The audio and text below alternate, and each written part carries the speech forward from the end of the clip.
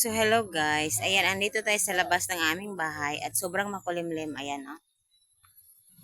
So, dito ako nagpapahangin everyday pag wala na, walang sobrang mainit dito ako sa labas ng bahay. Ayan, tingnan nyo. Yan ang kwarto ng kapatid ko. At yun ang room ko. At yun ang room ng tatay. So, ayan. And tingnan nyo ang apple kapaligiran, oh. Ba nature na nature guys. Sobrang green. Ayun. So, yun.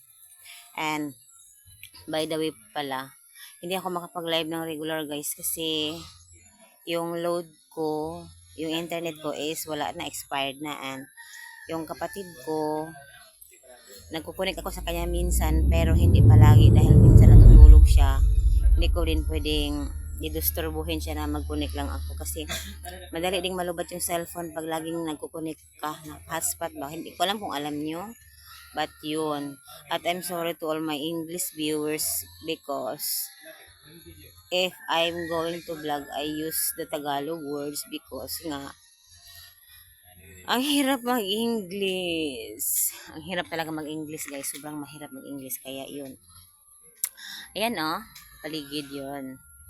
Ang aming bahay ay maliit lang. And ayun. We have a visitor right now. But yung kapatid ko ang nag-ano sa kanya, nag-entertain. At ako dito, nag-tiktok lang ako sa kwarto ko kanina. And so yun, tingnan nyo. May nagsusunog na doon. Diba? May nagsusunog na. Kasi nga, parang paulan na talaga. Yung buong kapaligiran ay maitim na. Hindi lang klaro sa camera guys. Kasi itong cellphone ko ay low quality yung camera niya. Kaya, nag-iipon talaga ako sana pag makaano ako sa YouTube ng sahod ba na medyo malaki-laki. Mag-iipon ako na kahit yung 5,000 na cellphone lang. Yun. Kaya medyo nag-iipon tayo ngayon. Hindi pa nga ako nag-iipon pala. Pag may sahod ako makukuha next month is marami pa akong utang na babayaran. Kaya yun. Bills, kuryente, alam mo na. So yun. Pero go lang tayo sa buhay. Kung walang load, stop. Pero pag may pang load or may internet or makakunig ako, go. So, lagi ako nag-upload ng short video ngayon. Animals at ako ha. Hindi ako animals.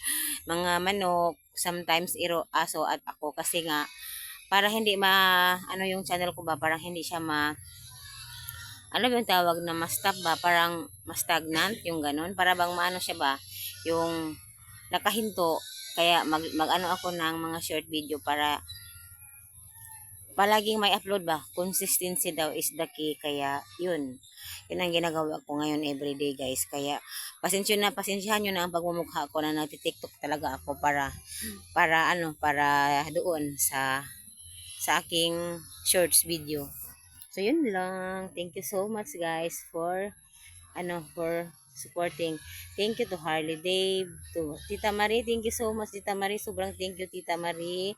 To Rich Like Pure, sobrang thank you kay yung nag-support siya sa akin kanina, si Carlos ba yun ang hindi ko alam kung nalimutan ko ang pangalan, pero may Carlos yun. Ayun, thank you so much kay Bob. Thank you sa super chat Bob, thank you so much talaga, thank you.